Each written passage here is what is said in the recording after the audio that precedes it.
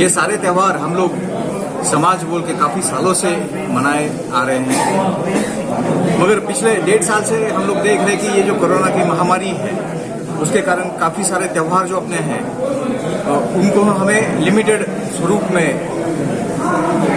इनको मनाना पड़ रहा है।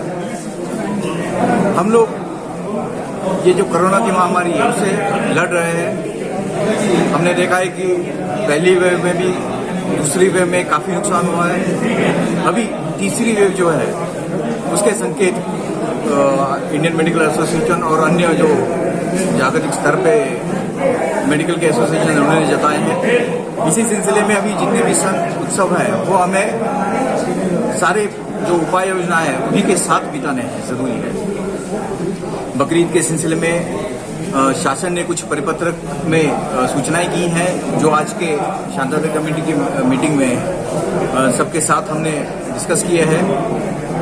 उसमें सबसे अहम ये रहेगा कि इस बार मस्जिद और ये जितने भी धार्मिक स्थल है वो सब बंद हैं, तो जो नमाज वगैरह है वो सभी लोग अपने घर पे ही अदा करें।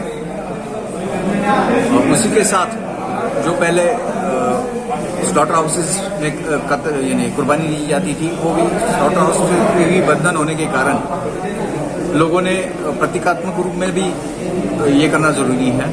उसी के साथ कॉरपोरेशन और इलेक्ट्रिसिटी कॉरपोरेशन के भी पदाधिकारी यहाँ पे थे, तो उन्होंने भी विश्वास जताया है कि वो ये कालखंड में जो इलेक्ट्रिसिटी और वाटर सप्लाई है उस सिलसिले में वो खबरदारियाँ वो लेंगे।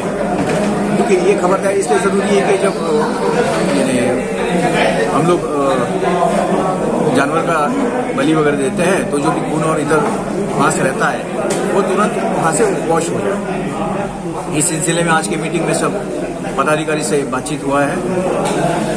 आने वाले त्योहारों के लिए मैं मालेगांव वासियों को तहे दिल से बधाई यानी उनको मुबारकबाद दूंगा, और ये जो बकरी ईद का अपना त्यौहार है वो सभी शांति, अमन शांति और खुशी के साथ मनाए।